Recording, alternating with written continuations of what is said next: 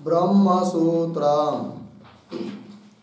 ब्रह्मसूत्र ग्रंथ में page number 847 और 847 पेज के ऊपर से 6 नंबर की पंक्ति है।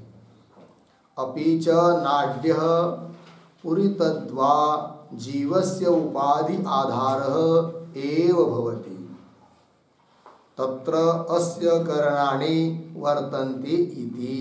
ठीक है, तो बात यह चल रही है कि तृतीय अध्याय द्वितीय पाद और तृतीय अध्याय के द्वितीय पाद का यह 2 नंबर का अधिकरण चल रहा है और इस अधिकरण का नाम है तद अभावाधिकरणम।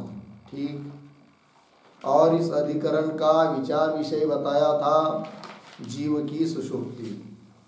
तो जीव के सुषुप्ति के स्थान श्रुतियों में अलग अलग जगह अलग अलग बताए हैं। कहीं पर बताया है नाड़ी, कहीं पर पुरित, कहीं पर ब्रह्म। तो ये सुषुप्ति के स्थान जीव के विकल्प से है या समुच्चय से है, ये प्रश्न।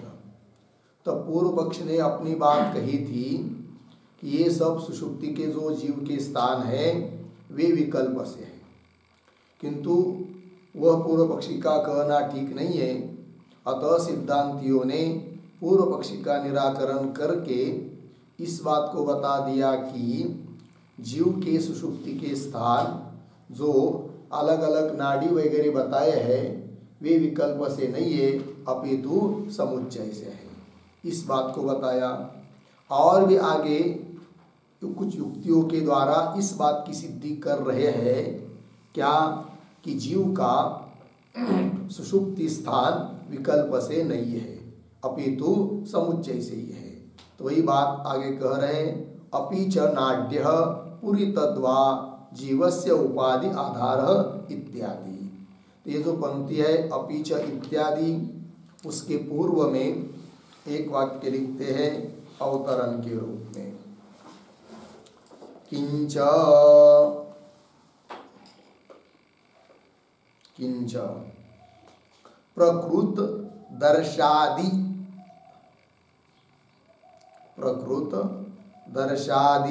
साधनैक पुरोडाश निष्पत्तौ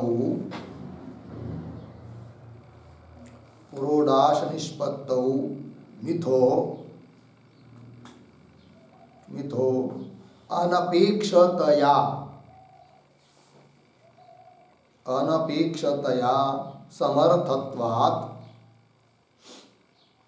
समर्थत्वात् व्रीह्यवयोः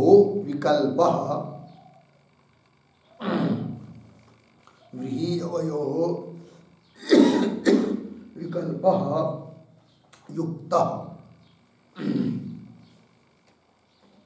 अर्धविराम।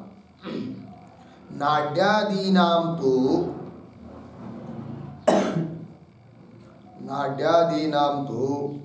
ब्रह्म निरपेक्षतया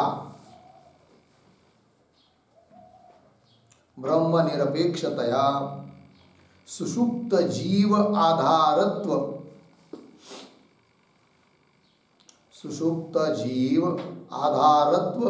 असामर्थ्यात् न विकल्पः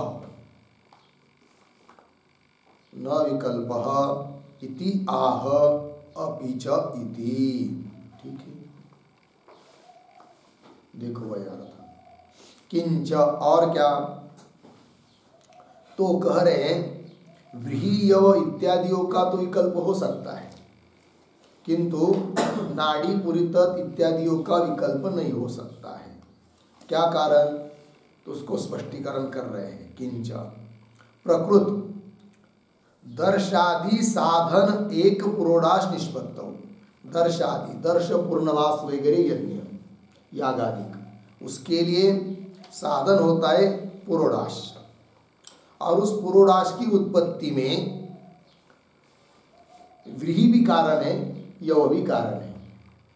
और वे कारण किस रूप से हैं, मिथो अनपेक्षतया, परस्पर की अपेक्षा न करते हुए पुरोडाश उससे बन सकता है, पुरोडाश के लिए वो समर्थ है, व्रीहि भी यव भी। अनपेक्षतया समर्थत्वात् व्रीयवयो विकल्प युक्त, इसलिए दृष्टांत में जो व्रीयव का दिया गया था पूर्व पक्ष के द्वारा, उसमें तो विकल्प ठीक ही है, क्योंकि एक दूसरे की अपेक्षा नहीं है। पुरोडाश उससे बन सकता है, व्रीहि से भी और यव से भी, अतः उसमें विकल्प है। हो सकता है यजमान व्रीहि से पुरोडाश बनाए, हो सकता है उसमें मन में आया तो यव से बनाए, क्योंकि दोनों का विधान है, विकल्प होगा। किंतु नाड्यादि नाम तो ब्रह्म निरपेक्षतया, किंतु नाड़ी आदि कैसे है कि ब्रह्म की अपेक्षा न करके केवल स्वयं स्वतंत्र रूप से नाड़ी या पुरी तत्व जीव के सुषुप्ति का स्थान नहीं बन सकता है। यदि जैसे जीव के सुषुप्ति के स्थान निरपेक्ष रूप से ब्रह्म है, उस प्रकार नाड़ी आदि भी बन पाते, तब तो विकल्प हो जाता। किंतु ब्रह्म की अपेक्षा किए बिना जड़ ऐसी जो नाड़ी वगैरह है, पूरी तत्व नाड़ी वगैरह, वह सुषुप्ति का स्थान नहीं बन सकता है। अतः यहाँ पर विकल्प उचित नहीं है, समुच्चय ही मानना पड़ता है, ये सिद्धांतियों का अभिप्राय। नाड्यादि नाम तो ब्रह्म निरपेक्षतया, ब्रह्म की अपेक्षा न करके सुषुप्त जीव आधारत्व असामर्थ्या, है कि नहीं, सुषुप्ति काल में जीव का आधार के रूप में समर्थ नहीं है नाड़ी पुरी तत्व वगैरह, इसलिए न विकल्प नहीं हो सकता। इस बात का स्पष्टीकरण और कर रहे अपीच इत्यादि पंक्ति से। तो देखो भाष्य में अपीच और क्या भाई, तो नाड्य पुरी तत्व, वो तीनों में से नाड़ी और पुरी तत्व जो दो है वे जीवस्य उपाधि आधार एव भवति, जीव की जो उपाधि है उसके केवल आधार हो सकते हैं, उपाधि के बिना केवल जीव के वो आधार नहीं बन सकते हैं। अतः सुषुप्ति का स्थान वो बन ही नहीं सकते हैं। कौन? नाड़ी और पुरी तत्व। अपि च नाड्य पुरी तत्वा जीवस्य, जीव की जो उपाधि है कर्णादि इंद्रियादि, तो उपाधि आधार एव भवति। कैसे? आगे तत्र अस्य कर्णानि वर्तन्ते इति, तत्र नाड़ी आदियों में, नाड़ी पुरी तत्व में, अस्य जीवस्य कर्णानि वर्तन्ते, इंद्रियादि रहते हैं, अतः उपाधि का आधार बन सकता है, जीव का नहीं, ये कह रहे हैं। कैसे? इसी बात को आगे की पंक्ति में पितृक मुख से स्पष्ट करेंगे, किंतु उसके पहले ये जो पंक्ति आई है तत्र अस्य कर्णानि वर्तन्ते इति, उस पर एक टिप्पणी लिखते हैं हम लोग छोटी सी। नाडीषु पुरीतति च, नाडीषु पुरीतति च जीवस्य उपाधि अंतर्भूतानि, उपाधि अंतर्भूतानि करणानि कर्माणि तिष्ठन्ति, कर्माणि तिष्ठन्ति इति उपाधि आधारत्वं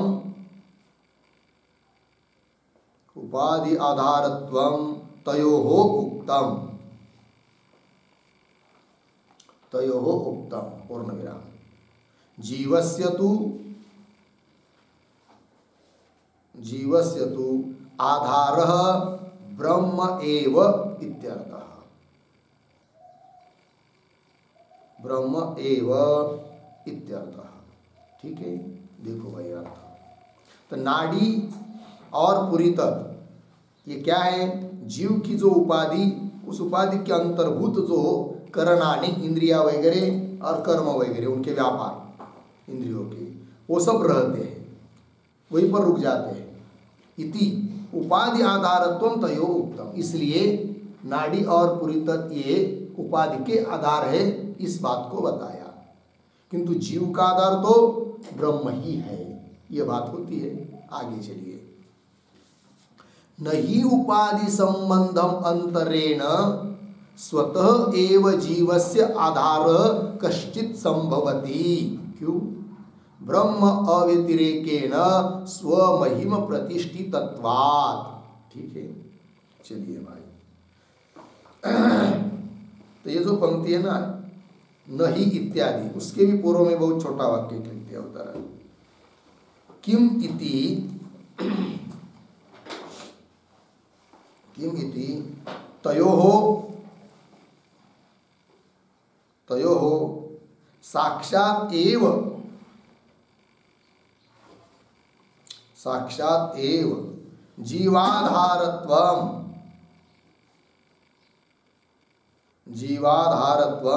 न इष्टम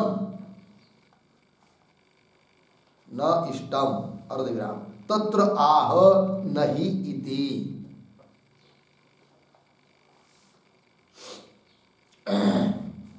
ठीक है, देखो भाई यार, तो अभी पीछे के पाश्य पंक्ति में बताया था कि नाड़ी और पुरीत जीव के उपाधि के आधार है। तब कोई प्रश्न करेगा, किम क्या तयोः नाड़ी पुरीततो साक्षात एव जीवाधार तो नइष्टम। नाड़ी या पुरीत जीव के साक्षात आधार मानना उचित नहीं है क्या? तब उसको उत्तर दे रहे, हाँ बराबर है, नहीं उचित नहीं है। वही करे आगे, न ही न कानवेवाद में उपाधि संबंधम अंतरेण, उपाधि के संबंध के बिना स्वतः एव साक्षात ही जीवस्य आधार कश्चित न संभवति, न कान्वय संभवति के साथ उपाधि के संबंध लिए बिना स्वतः एव साक्षात ही जीव का आधार कोई भी नहीं बन सकता है। न तो नाड़ी बन सकती है, न तो पूरी तत्व बन सकती है। वो उपाधि के आधार हो सकते हैं, और उपाधि के बिना जीव का आधार वो नहीं बन सकते हैं। क्यों भाई? तो कह रहे ब्रह्म अव्यतिरेकेण स्वमहिम प्रतिष्ठितत्वात्। वो जीव कैसा है? ब्रह्म से व्यतिरिक्त नहीं है। व्यतिरिक्त मतलब भिन्न, अव्यतिरिक्त मतलब अभिन्न। ब्रह्म के साथ अभिन्न होने के कारण वह जीव स्वमहिम प्रतिष्ठित, अपने महिमा में ही रहता है। सुषुप्ति काल में ब्रह्म के साथ ही वो एक रूप होता है। तो स्वमहिमा अपने ऐश्वर्य में ही वो प्रतिष्ठित होता है। नाड़ी पूरी तत्व में प्रतिष्ठित नहीं हो सकता है, स्थित नहीं हो सकता है। नाड़ी और पूरी तत्व उसका आधार नहीं बन सकती है। इस बात को बता दिया। फिर ब्रह्म ही आधार हुआ, ये इसका मतलब निश्चित हुआ। नाड़ी और पूरी तत्व आधार नहीं है जीव के।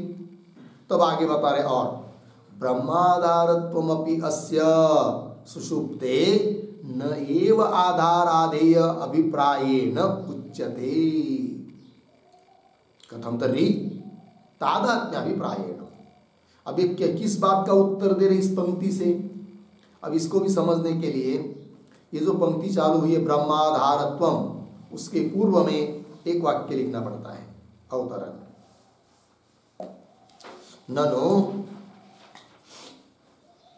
ननु नाड़ी पुरी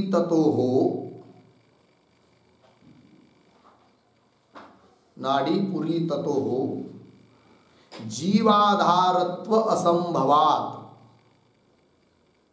जीव आधारत्व असंभवात् न मुख्यम सुषुप्ति स्थानत्वम, न मुख्यम सुषुप्ति स्थानत्वम चेत तर्हि ब्रह्म अपि जीवस्य न मुख्यम सुषुप्ति स्थानम, न मुख्यम सुषुप्ति स्थानम अर्धविराम आधारादेय भाव अयोगात्, आधारादेय भाव अयोगात् इति आशंक्य आह। इति आशंक्य आह ब्रह्माधारत्वम इति। ठीक है, देखो भाई अर्थ देखेंगे।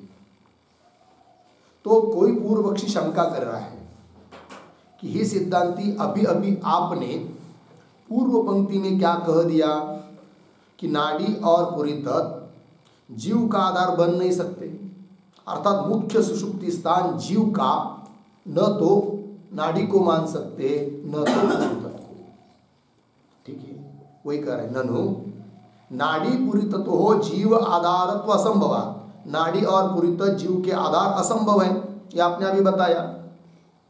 इसलिए न मुख्य सुषुप्ति स्थानम, इसलिए नाड़ी और पुरी तत्व जीव के सुषुप्ति स्थान मुख्य नहीं हो सकते, ये आपने अभी कहा। इति चेत, ऐसा यदि आप कहते हो तरी हम कहेंगे, पूर्व पक्षी बोलता है, तरी ब्रह्म अपि जीवस्य न मुख्य सुषुप्ति स्थान, तब तो ब्रह्म भी जीव का मुख्य सुषुप्ति स्थान नहीं बन सकता है।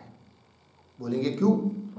तब वो उत्तर देता है पूर्व पक्षी, आधार आधेय भाव अयोगात।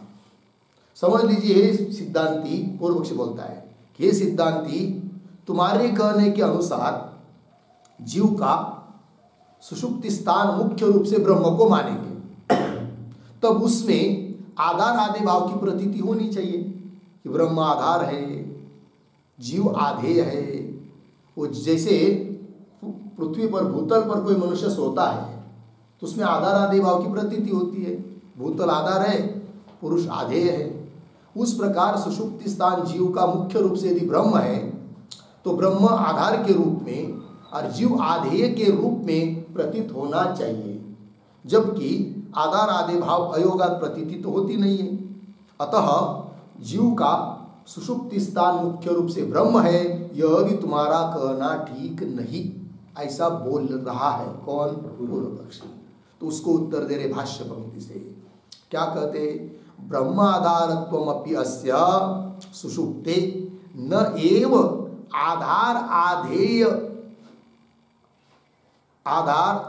आधेय भेदाभिप्रायेण उच्यते किंतरी तादात्म्य अभिप्रायेण। ये सिद्धांति उत्तर दे रहे हैं। शब्दों का थोड़ा अन्वय, एक शब्द छोड़कर, अस्य सुषुप्ते पीछे ब्रह्माधारत्वमपि,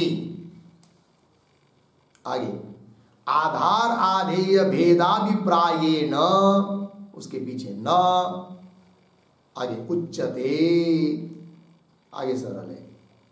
सिद्धांति कहते अरे भाई पूर्व पक्षी, जीव का सुषुप्ति स्थान मुख्य रूप से हम जो ब्रह्म को कह रहे हैं वह इस अभिप्राय से नहीं कह रहे। किस अभिप्राय से? आधार आधेय भेद के अभिप्राय से नहीं बोल रहे हम। फिर किस भाव से बोल रहे? तब कह रहे सिद्धांति, अस्य अस्य जीवस्य सुषुप्ते, अर्थात सुषुप्त स्थाने, सुषुप्ति में, ब्रह्माधारत्वमपि, ब्रह्म का आधार है, ब्रह्म आधार है जीव का, तो वो ब्रह्म आधारत्व भी आधार आधेय भेदाभिप्रायेण न एव उच्यते। आधार आधेय का जो भेद होता है उस अभिप्राय से हम सुषुप्ति स्थान जीव का ब्रह्म है ऐसा नहीं कहते। यदि हम आधार आधेय को लेकर जीव का सुषुप्ति स्थान ब्रह्म को कहते तब हे पूर्व पक्षी तुम्हारा कहना ठीक होता। क्या? कि आधार आधेय भाव तो प्रतीत नहीं हो रहा है, अतः जीव का मुख्य रूप से सुषुप्ति स्थान ब्रह्म को कहना ठीक नहीं है। किंतु आधार आधेय भेद के अभिप्राय से हम जीव का मुख्य स्थान ब्रह्म है ऐसा बोलते ही नहीं है। बोलेंगे फिर किस अभिप्राय से तुम जीव का मुख्य सुषुप्ति स्थान ब्रह्म को कहते हो? तब उत्तर दे रहे, कथम तर्हि, प्रश्न पूछा पूर्व पक्षी ने, किस अभिप्राय से कहते हो? तब कहते सिद्धांति, तादात्म्य अभिप्रायेण, है कि नहीं? तादात्म्य मतलब ऐक्य, ऐक्य अभिप्राय से, अर्थात जीव ब्रह्म के साथ एक रूप हो जाता है। भूतल और भूतल पर सोए हुए मनुष्य की तरह भेद रूप आधार आधेय भाव वहां हमको अभिप्रेत नहीं है, अपितु सुषुप्ति काल में ब्रह्म जीव का मुख्य स्थान है। जीव का मुख्य स्थान कौन है? ब्रह्म। वो इस अभिप्राय से हम कहते हैं कि दोनों का तादात्म्य हो जाता है। ये अभिप्राय। तो तादात्म्य अभिप्रायेण, ठीक है, आगे चलिए। बोलेंगे ऐसा भी आप क्यों कर रहे हो, पूछेगा पूर्व पक्षी, तो उसके लिए उत्तर देना है। यतः आह सता सौम्य तदा संपन्नो भवति स्वमहिमो भवति स्वम अपितो भवति इति, ठीक है ना। तो ये जो पंक्ति है यतः इत्यादि, उसके पहले एक छोटा वाक्य लिखिए। तादात्म्याभिप्रायेण,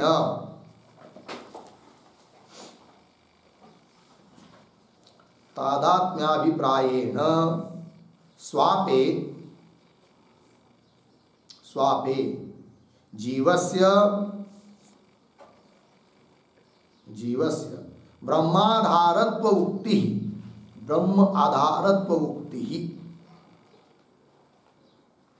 ब्रह्म आधारत्व उक्ति इत्यत्र लिंगम आह,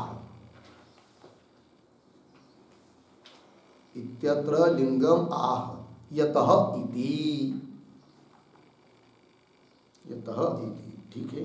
देखो भाई अर्थ, तो सिद्धांतियों ने उत्तर दिया था कि तादात्म्य के अभिप्राय से हम जीव का सुषुप्ति स्थान मुख्य रूप से ब्रह्म है, ये हम कहते हैं। तब कदाचित पूर्व पक्षी पूछेगा, इसके लिए आपके पास क्या प्रमाण है कि सुषुप्ति में जीव ब्रह्म के साथ तादात्म्य भाव को प्राप्त होता है कि नहीं? तो उत्तर दे रहे क्या, तादात्म्य अभिप्राय से ही स्वापे, स्वापे शब्द का अर्थ होता है सुषुप्ति, अवतरण में लिखा ना, तादात्म्य अभिप्रायेण स्वापे सुषुप्तौ जीवस्य ब्रह्माधारत्व, जीव ब्रह्म का, ब्रह्म जीव क्या है, जीव का ब्रह्म आधार है। जीव का आधार कौन है, ब्रह्म है। कहा सुषुप्ति काल में, किस अभिप्राय से, तादात्म्य अभिप्राय से। तो तादात्म्य अभिप्राय से सुषुप्ति में जीव का ब्रह्म आधार है। यह जो बात बताई उसके लिए लिंग, हेतु, प्रमाण, कारण बता रहे हैं सिद्धांति, यतः इत्यादि पंक्ति से। तो पंक्ति देखिए भाई, यतः आह, इसलिए श्रुति ने कहा है क्या, सता सौम्य तदा संपन्नो भवति स्वम अपितो भवति इति। हे सौम्य तदा सता संपन्न भवति स्वम अपितो भवति। तो अन्वय भी कर सकते यतः, फिर दो शब्द छोड़कर सौम्य, हे सौम्य, तदा, फिर पीछे सता, आगे संपन्न भवति स्वम अपितो भवति इति, फिर पीछे आह, ऐसा बताया है, श्रुति ने कहा है कि सौम्य तदा सुषुप्ति काल में सता मतलब शत्रु ब्रह्म के साथ संपन्न भवति, अभिन्न हो जाता है, स्वम अपितो भवति, स्वयं ब्रह्मरूप हो जाता है, ऐसा स्वयं श्रुति ने कहा है। इसलिए हम जीव का मुख्य स्थान, सुषुप्ति का मुख्य स्थान जीव का ब्रह्म को बता देते हैं, ये सिद्धांति बोल रहे हैं इति। आगे चलिए, स्वशब्देन आत्मा अभिलप्यते, अर्धविराम, स्वरूपम आपन्न सुप्तः भवति इत्यर्थ। तो अभी जो पीछे श्रुति बताई स्वम अपितो भवति, ये आया ना उसमें, तो स्व शब्द से किसको पकड़ेंगे, तब करे स्वशब्देन आत्मा अभिलप्यते।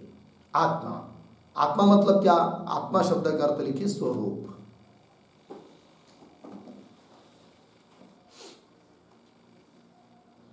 तो स्व शब्देन आत्मा अभिलप्यते, अर्थात स्व शब्द से अपने स्वरूप का विचार हो रहा है, स्वरूप लिया गया है, स्वरूप उच्यते, स्वरूप कहा जाता है।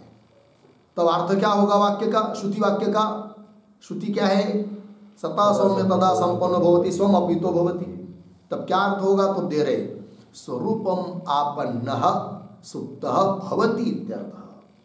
स्वरूपम आपन्न, अपने स्वरूप को प्राप्त हुआ ऐसा सोता है, सुप्त भवति सो जाता है, अपने स्वरूप को प्राप्त हो गया है, ये अर्थ हो गया फिर, ठीक है, भवति इत्यर्थः। लग गया इतना। तो कुल मिलाकर क्या बात हो गई, तो सुषुप्ति में जीव का सुषुप्ति स्थान मुख्य रूप से ब्रह्म ही है, और नाड़ीपुरी तक गौण रूप से है, और विकल्प तो बन ही नहीं सकता है, यह बात यहां तक निकल आई। आगे चलिए। अपि च न कदाचित जीवस्य ब्रह्मणा संपत्ति ही नास्ति। क्यों?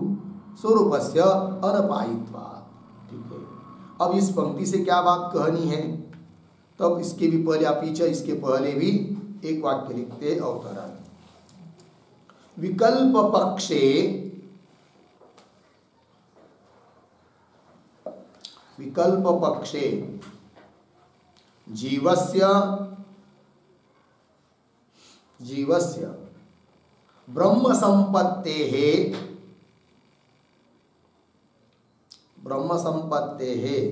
कादाचित् कत्व प्रसंगात् अपि विकल्पः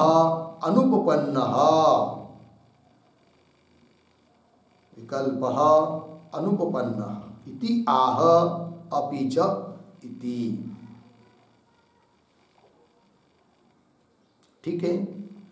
विकल्प मानना इसलिए भी उचित नहीं है। क्यों?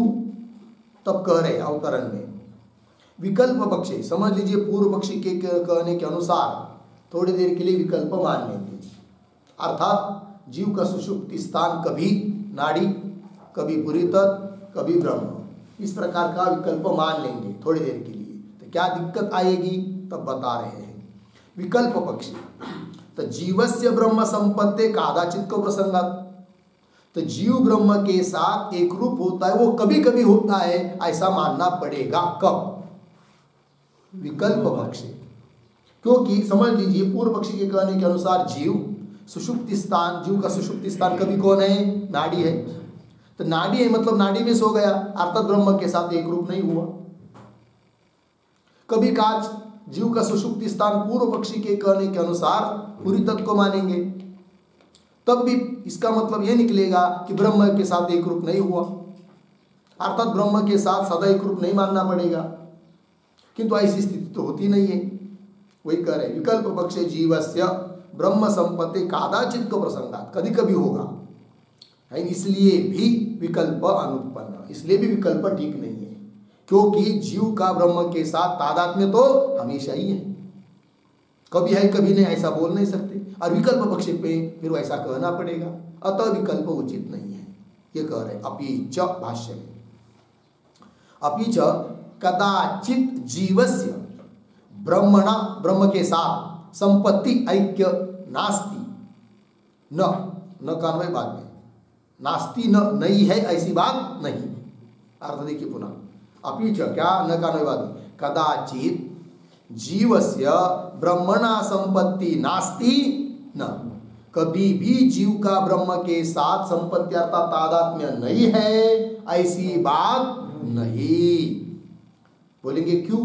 इसका मतलब सदा ही तादात्म्य है। क्यों? इसलिए कि स्वरूपस्य अनपायित्वात्, जीव का स्वरूप ही ब्रह्म है, और वह ब्रह्म रूप जो जीव, उसका स्वरूप कैसा है? अनपायी, अविनाशी है, कभी उसका नाश होता नहीं है, इसलिए हमेशा ही उनका तादात्म्य है। और विकल्प मानेंगे तो कभी कभी ब्रह्म के साथ तादात्म्य है, कभी नहीं है, ऐसा मानना पड़ेगा।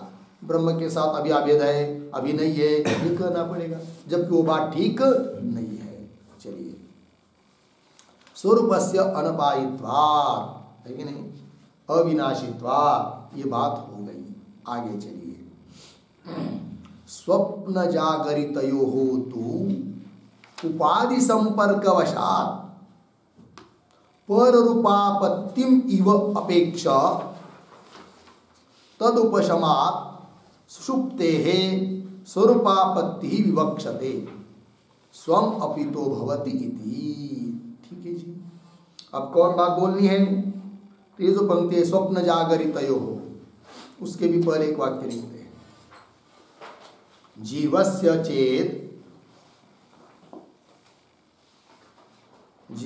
चेत औत्सर्गिकं ब्रह्मत्वम्,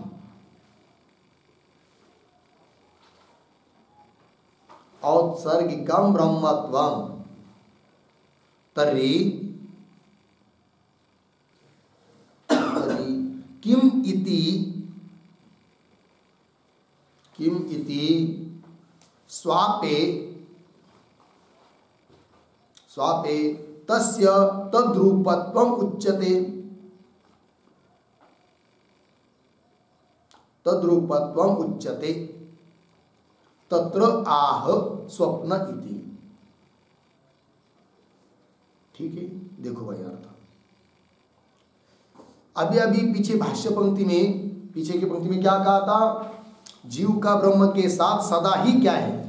संपत्ति है, तादात्म्य है, अभेद है, क्योंकि वही उसका स्वरूप है। ये बात कही। तब पूर्व पक्षी बोलता है यदि ऐसी बात है तो जीवस्य, वही कर रहा है, जीवस्य चेत औत्सर्गिकम ब्रह्मत्वम, जीव का ब्रह्मत्व, जीव के लिए ब्रह्म भाव कैसा है? औत्सर्गिक है, सामान्य रूप से ही है, हमेशा है, सदैव है। तर्हि तब तो किम इति स्वापेतस्य तद्रूपत्वम उच्यते। तो सुषुप्ति काल में जीव ब्रह्मरूप हो जाता है, ऐसा क्यों कहते हो फिर? यदि हमेशा जीव और ब्रह्म का क्या है? तादात्म्य ही है, अभेद ही है। अभी अभी पीछे की पंक्ति में तुमने कहा। फिर सुषुप्ति में जीव ब्रह्म के साथ एक रूप हो जाता है, ये क्यों कहते हो जबकि हमेशा तादात्म्य है? तो उसका उत्तर दे रहे, अरे भाई 3 अवस्था है ना, स्वप्न, जागृत और सुषुप्ति। तो होता क्या है, स्वप्न और जागृत में उपाधि के साथ तादात्म्य जीव का हो जाने के कारण जैसे कि वो अलग हो गया ब्रह्म से, ऐसा प्रतीत होता है। वो स्वरूपता अलग होता नहीं है, किंतु ऐसा भान होता है, लगता है ऐसा। इसलिए कहा जा रहा है कि सुषुप्ति में अभेद होता है। वैसा तो स्वभावतः उसका अभेद ही है। वही पंक्ति में देखिए भाष्य में, स्वप्न जागरितयो हो तू, स्वप्न और जागृत अवस्था में तो उपाधि संपर्क वशात, जो बुद्धि, मन आदि इंद्रिय, देह, ये जब जीव की उपाधि है ना, तो उपाधियों के साथ संपर्क होने के कारण, उपाधि संपर्क वशात क्या होता है जीव के लिए? पर रूप आपत्तिम इव। पर रूप मतलब जैसे कि उस जीव को दूसरा ही रूप प्राप्त हो गया। पर रूप उपाधि, पर रूप से क्या लेंगे? पर रूप आपत्तिम, आपत्ति प्राप्ति, जैसे कि उपाधि रूप का ही, उपाधि रूप ही उसको प्राप्त हो गया, ब्रह्म से जैसे कि अलग हो गया। ऐसा आध्यात्मिक जीवों को लगता है कि हम ब्रह्म है नहीं, है अलग है, उपाधि रूप है, ऐसे सब लोग कहते हैं। तो वही देखिए, स्वप्न जागरित हो तू उपाधि संपर्क वशात पर रूप आपत्तिम इव, भिन्न रूपता की प्राप्ति जैसी जीव को हो जाती है, उपाधि रूपता की प्राप्ति जीव को जैसी की हो जाती है, इव। और इव इसलिए उसकी अपेक्षा से जागृत स्वप्न में जो प्रतीत हो रहा है भेद जैसा, भिन्नता जैसा, उसके अपेक्षा से कहा जा रहा है क्या? कि सुषुप्ति में जीव का ब्रह्म के साथ क्या होता है? अभेद। तो वही करें, इव अपेक्ष, अपेक्षा के बाद थोड़ा सा अन्वय करेंगे, एक शब्द छोड़कर, सुषुप्ते, फिर पीछे तद उपशमात, आगे स्वरूपापत्ति ही विवक्षित, आगे से रखें, ठीक है। अपेक्षा उस जागृत स्वप्न की, और जैसे कि पररूपता की प्राप्ति हो गई है, भिन्न रूपता की प्राप्ति जीव को हो चुकी है स्वप्न और जागृत में, उसकी अपेक्षा से, उसकी अपेक्षा करके, उसके अनुद्देश्य से क्या जी? तो सुषुप्ते है, सुषुप्ति में तद उपशमात, तद उपाधि, तद शब्द का अर्थ लेंगे उपाधि, तद उपशमात मतलब उपाधि उपशमा, उपशम मतलब निवृत्ति, उपाधि का निवृत्ति या तिरोधान, उपाधि का तिरोधान हो जाने के कारण या निवृत्ति हो जाने के कारण किंवा लय हो जाने के कारण स्वरूपापत्ति ही विवक्षते। इसलिए सुषुप्ति में जीव को क्या होती है? उसके स्वरूप की, ब्रह्म की प्राप्ति हो जाती है, ये हम कहते हैं स्वरूपापत्ति, आपत्ति प्राप्ति, स्वरूप की प्राप्ति विवक्षते। कैसे? स्वम अपि तो भवति, अपने महिमा में ही वो रहता है, उस समय ब्रह्म के साथ तादात्म्य को प्राप्त होता है, ये कहा जाता है स्वम अपि तो भवति इति। लग गया? अतश्च सुषुप्ति अवस्थायां कदाचित सता संपद्यते, कदाचित न संपद्यते इति अयुक्तम। सिद्धांती बोल रहे हैं, इसलिए सुषुप्ति अवस्था में कभी कभी ब्रह्म के साथ जीव एक रूप हो जाता है, कभी नहीं होता है, यह कहना अयुक्त है, उचित नहीं है। और यह कब कहना पड़ेगा? जब जीव का सुषुप्ति स्थान ब्रह्म की तरह स्वतंत्र रूप से नाड़ी को भी मानेंगे तब, स्वतंत्र रूप से पुरी तत्व को भी मानेंगे तब। क्योंकि नाड़ी या पुरी तत्व में यह जब जीव का सुषुप्ति स्थान मानेंगे, जीव सो जाएगा, इसका मतलब ब्रह्म के साथ उस समय अभिन्न नहीं हो रहा है। और जब कभी ब्रह्म में सो जाएगा तब ब्रह्म के साथ अभिन्न होता, ये मानना पड़ेगा। किंतु ऐसा कहना ठीक नहीं है, वही कह रहे। अतश्च, इसलिए सुषुप्ति अवस्था में कदाचित कभी कभी सता सत्स्वरूप ब्रह्म के साथ संपद्यते एक रूप हो जाता है, कदाचित न संपद्यते कभी एक रूप नहीं होता है, इति अयुक्तम, यह कहना ठीक नहीं है। अर्थात विकल्प मानना उचित नहीं है, क्योंकि विकल्प मानने पर वैसा मानना पड़ रहा है, इसलिए विकल्प कहना ठीक नहीं है। समुच्चय ही है। हो गया, आगे चलिए। अपि च स्थान विकल्पाभ्युपगमे अपि विशेष विज्ञान उपशम लक्षणम तावत् सुषुप्तम न क्वचित विशिष्यते। ठीक है, अब देखो और एक युक्ति लड़ा रहे सिद्धांती पूर्व पक्षी के विकल्प का निराकरण करने के लिए। तो ये जो पंक्ति आ रही है अपि च स्थान इत्यादि, तो उसके भी पहले एक वाक्य लिख लेते हैं अवतरण के रूप में। लिखेंगे इतश्च, इतश्च विकल्प असिद्धि, विकल्प असिद्धि इति वक्तुम हेत्वंतरम एव स्फोरयन्, हेत्वंतरम एव स्फोरयन् विकल्पवादिनः अपि, विकल्पवादिनः अपि सम्मतम अर्थम आह, सम्मतम अर्थम आह अपि च इति। ठीक है, देखो भाई अर्थ। तो इतश्च विकल्प असिद्धि, इसलिए भी विकल्प मानना उचित नहीं, विकल्प की असिद्धि है। इति वक्तुम, यह बात कहने के लिए, इतश्च मतलब और इस हेतु से भी विकल्प की असिद्धि है। तो कौन वो हेतु है? उस अन्य हेतु को स्फोरयन, हेत्वंतरम एवं स्फोरयन, स्फोरयन मतलब स्पष्ट करते हुए, अन्य हेतु को स्पष्ट करते हुए। एक बात पहले क्या कर रहे सिद्धांती, ऐसी बात बता रहे कि जो विकल्पवादी को भी सम्मत है, वो मानना पड़ती है, उस बात को बता रहे हैं। फिर देखो भाई ऐसी ऐसी बात है, तुमको भी माननी है या हमको भी मानना पड़ता है, किंतु ऐसी यदि बात है तो तुमको मानने से सिद्ध नहीं होगी, और हमने जो कहा है वो मानने से सिद्ध होगी, अतः तुम्हारा विकल्प ठीक नहीं है। अतः वो क्या बात है, उसके पहले वो कह रहे सिद्धांती कि दोनों के लिए सम्मत बात कौन है, तब उसके आधार पर आगे खंडन करेंगे सिद्धांती पूर्व पक्षी। वही दे रहे अवतरण में क्या लिखा, स्फोरयन स्पष्ट करते हुए विकल्पवादी न अपनी सम्मतम अर्थम आह, जो अर्थ की विकल्पवादी के लिए भी सम्मत है उस अर्थ को पहले बता रहे। जैसे कानून कायदा नियम कि ये देखो भाई ये बात है, ऐसा ऐसा रहना, तुमको भी मान्य हमको मान्य, दोनों के लिए सम्मत बात हो गई।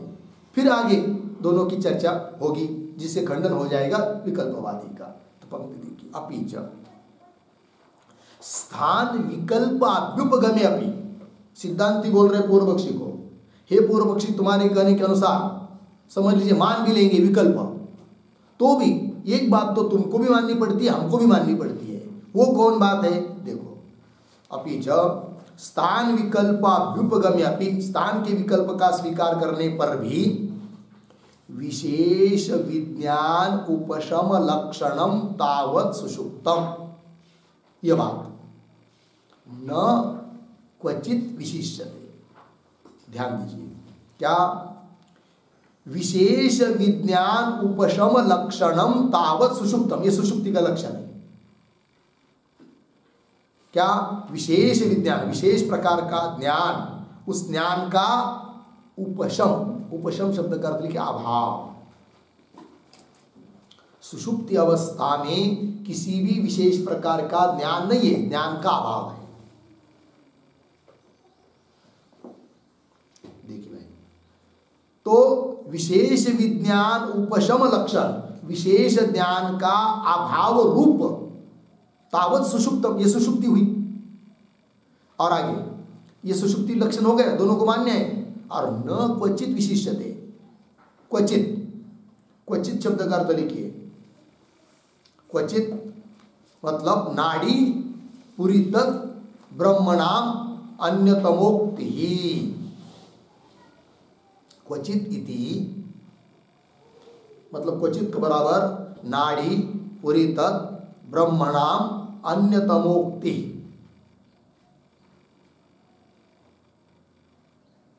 ठीक है। और न का अन्वय विशिष्यते के साथ देखो भाई, तो कहीं पर भी मतलब नाड़ी पुरीतत चाहे ब्रह्म, दोनों तीनों में से किसी को भी मानेंगे तो न विशिष्यते। हो गया ना। अब अर्थ पुनः देखिए भाष्य पंक्ति का।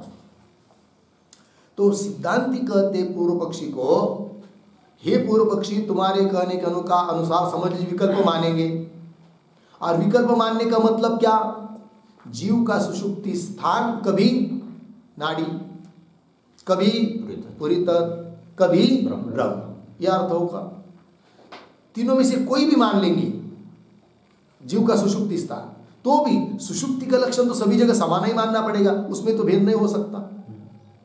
क्या है सुषुप्ति का लक्षण? विशेष विज्ञान उपलक्षण। हाँ, विशेष ज्ञान का अभाव। ये जो सुषुप्ति है वो तो तीनों जगह समान रूप से माननी पड़ेगी, उसमें बदल नहीं कर सकते।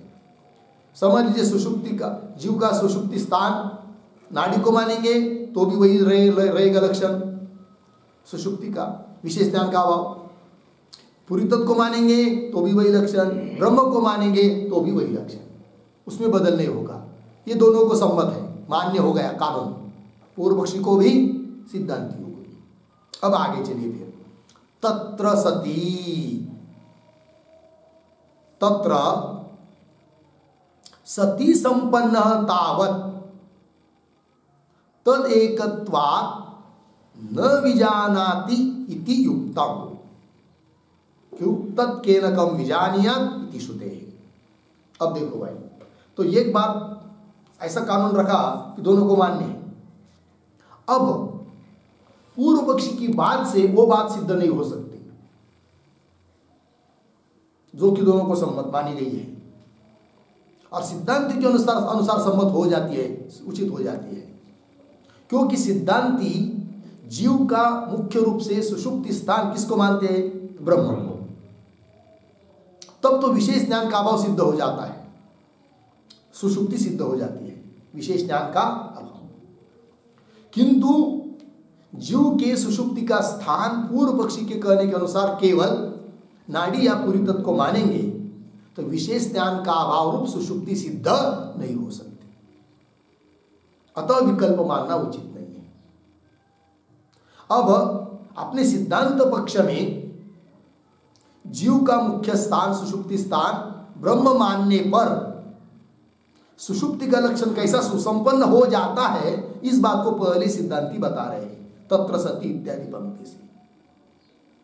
फिर आगे के भाष्य पंक्ति से नाड़ीषु इत्यादियों से पूर्व पक्षी के कहने के अनुसार वो बात कैसी ठीक नहीं होती है, इस बात को बताएंगे।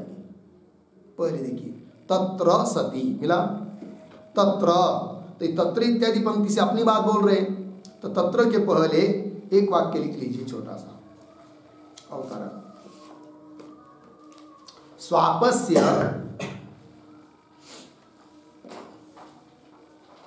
स्वापस्य एवं रूपत्वे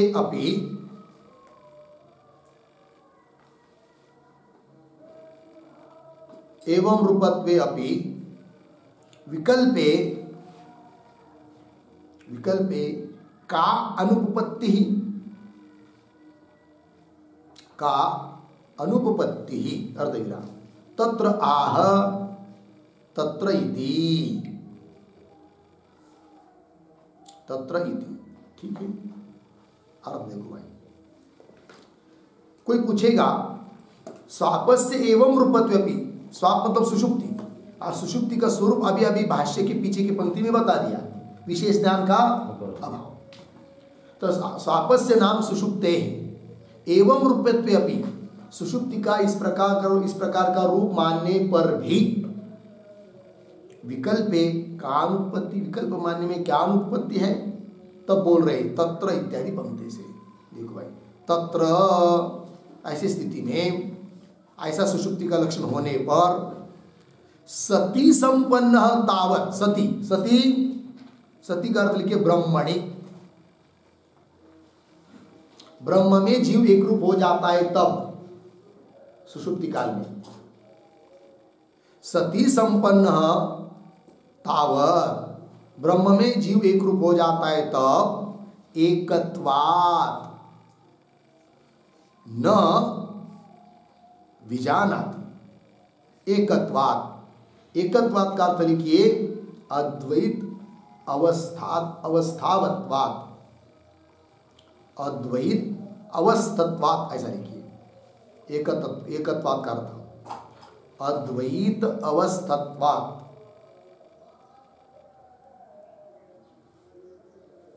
अर्थ देखिए सती संपन्न तावत, सत्स्वरूप ब्रह्म में एक रूप हो जाता है तो एकत्वात् मतलब अद्वैत अवस्था को प्राप्त हो जाने के कारण न विजानाति, विशेष रूप से उसको और कोई ज्ञान किसी का होता ही नहीं है, क्योंकि अद्वैत स्थिति को प्राप्त हुआ है। और विशेष प्रकार के अन्य किसी चीज का ज्ञान न होना, इसी को कहते हैं क्या, सुषुप्ति। तो सुषुप्ति का लक्षण सुसंपन्न हो गया कब, ब्रह्म में जीव का भेद मानेंगे तब, अर्थात सुषुप्ति स्थान जीव का ब्रह्म है ऐसा कहते हैं तब सुषुप्ति सिद्ध हो जाती है, विशेष ज्ञान का अभाव रूप सुषुप्ति सिद्ध हो जाती है। वही कह रहे तावत एकत्वात्, अद्वैत अवस्था को प्राप्त हो जाने के कारण न विजानाति इति उक्तम, और इसके लिए प्रमाण भी दे रहे सत्स्वरूप ब्रह्म के साथ एक रूप हो जाने पर और किसी चीज को जानता नहीं है, तो सुषुप्ति भी सिद्ध हो जाती है। इसके लिए प्रमाण दे रहे तत्केन कम विजानिया, जब जीव ब्रह्म के साथ एक रूप हो जाता है तब केन, केन साधनेन, कम विषयम विजानिया, किससे किसको जाने, अर्थात नहीं जान सकता है, बस अपने स्वरूप महिमा में हो गया। ये बात इति श्रुते है, ये श्रुति बता रही है। अच्छा, ये तो सिद्धांति की बात सिद्ध हो गई कब, जीव का सुषुप्ति स्थान ब्रह्म मानने पर सुषुप्ति सिद्ध हो गई। अब पूर्व पक्षी के कहने के अनुसार विकल्प है। आप समझ लीजिए सुषुप्ति का स्थान जीव का नाड़ी या पूरी तत्व को मानेंगे तब सुषुप्ति सिद्ध नहीं हो सकती। सुषुप्ति मतलब विशेष ज्ञान का अभाव, सिद्ध नहीं हो सकता, अतः विकल्प मानना ठीक नहीं है। तो कैसी सुषुप्ति सिद्ध नहीं हो सकती पूर्व पक्षी के मत के अनुसार, वो आगे की पंक्ति में दे रहे हैं। नाडीषु, पंक्ति देखिए, नाडीषु पुरीतति च शयानस्य न किंचित अविज्ञाने कारणम शक्यम विज्ञातुम, क्यों, भेद विषयत्वात्। मिल गया। अब देखिए ये जो पंक्ति चालू हुई नाडीषु, उसके पहले एक वाक्य लिख लेते हैं। अवशिष्टे अपि स्थानद्वये,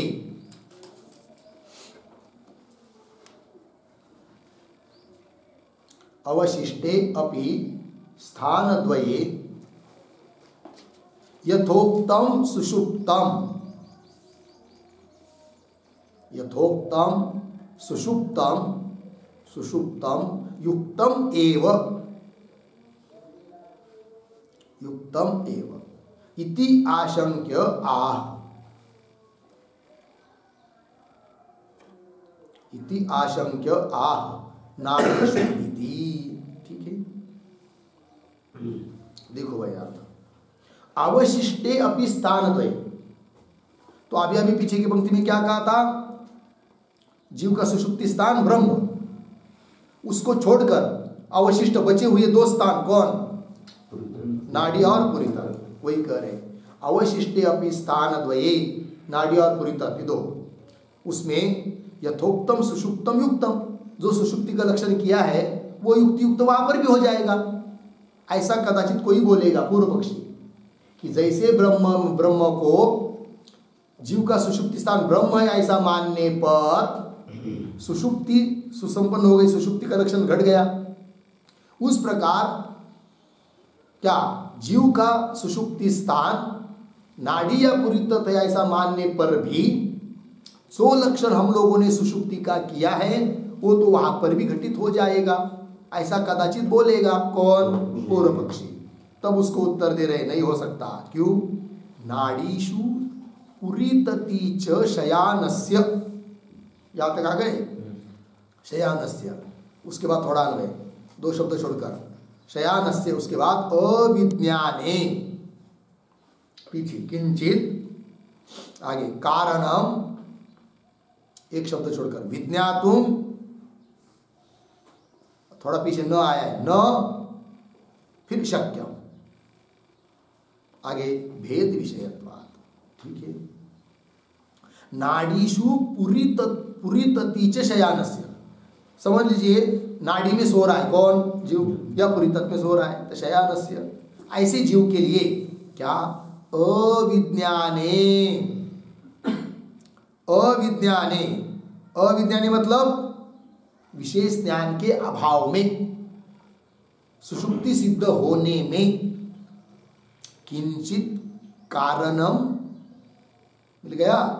किंचित कारणम विज्ञातुम, ज्ञातुम न शक्यम, कोई कारण नहीं जाना जा सकता है, कोई कारण नहीं है यहां पर। कब?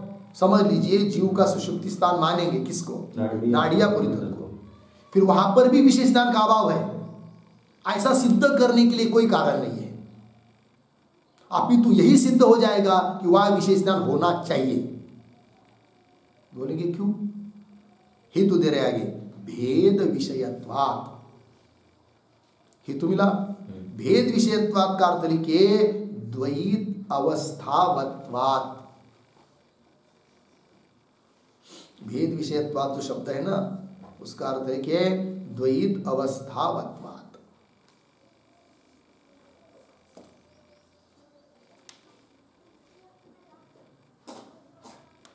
देखो भाई अर्थ, तो नाड़ी में जीव सोता है ऐसा मानेंगे या पुरीतक में मानेंगे तो वहां पर भेद अवस्था बरकरार है, ब्रह्म अलग है, जीव अलग है, और जीव जहां सो रहा है नाड़ी वो अलग है, जीव अलग है, अर्थात वहां पर क्या है?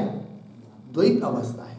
और जहां जहां द्वैत अवस्था होती है वहां वह जरूर विशेष ज्ञान होता है, अतः वह विशेष ज्ञान ही होना चाहिए, विशेष ज्ञान का अभाव सुषुप्ति सिद्ध नहीं हो सकती। कब? नाड़ी या पुरीतक जीव का सुषुप्ति स्थान मानेंगे तब, अतः विकल्प मानना उचित नहीं है, यह अभिप्राय। पंक्ति देखिए पुनः, नाड़ीषु पुरीतति च शयानस्य, मिल गया ना? क्या? अविज्ञाने, अविज्ञान मतलब अज्ञान, अर्थात विशेष ज्ञान का अभाव, अर्थात सुषुप्ति, उस सुषुप्ति को सिद्ध करने में क्या जी? किंचित कारणम विज्ञातुम न शक्यम, कोई कारण जानने के लिए यहाँ है नहीं, किसी कारण से सिद्ध नहीं हो सकता है विशेष ज्ञान का अभाव। क्यों? भेद विषयत्वात्, वहाँ द्वैत अवस्था है इसलिए। बोलेंगे भाई जहाँ द्वैत अवस्था होती है वहाँ विशेष ज्ञान होता है, ऐसा कोई नियम है क्या? बोले हाँ हाँ है। बोलेंगे कैसे? कैसे तुमको मालूम पड़ता है? श्रुति से, श्रुति प्रमाण है उसके लिए। तब श्रुति दे रहे, यत्र वा अन्यत् इव स्यात् तत्र अन्यः अन्यत् पश्येत् इति श्रुतेः। ये जो पंक्ति है ना, यत्र वा, यत्र के पहले एक वाक्य लिखिए, द्वैत अवस्थस्य, द्वैतावस्थस्य, ऐसा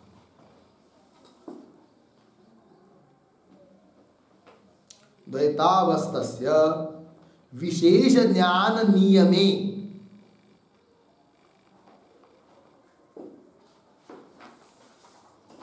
विशेष ज्ञान नियमे मानम आह यत्र इति।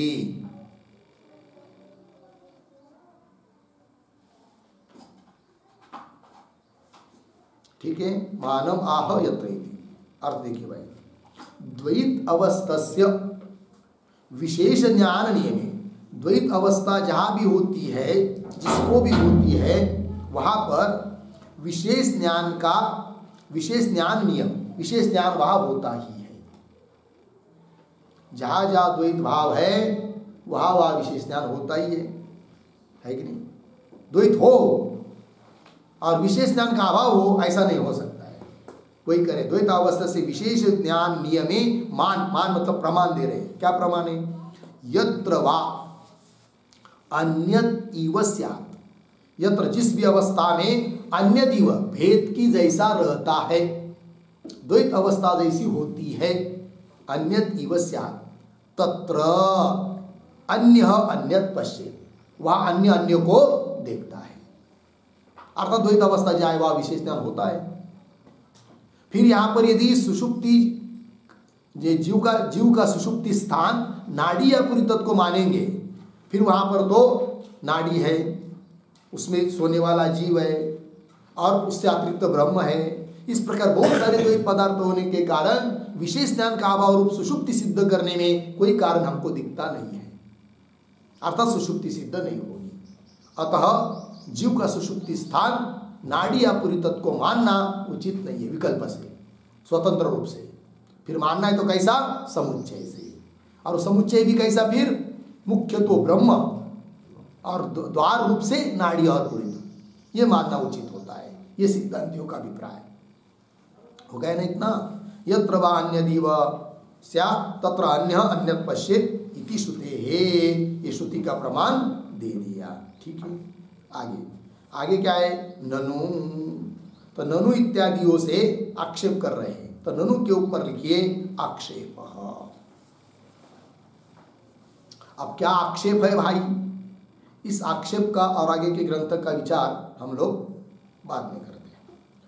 ओम पूर्णमदः पूर्णमिदं पूर्णात् पूर्णमुदच्यते पूर्णस्य पूर्णमादाय पूर्णमेवा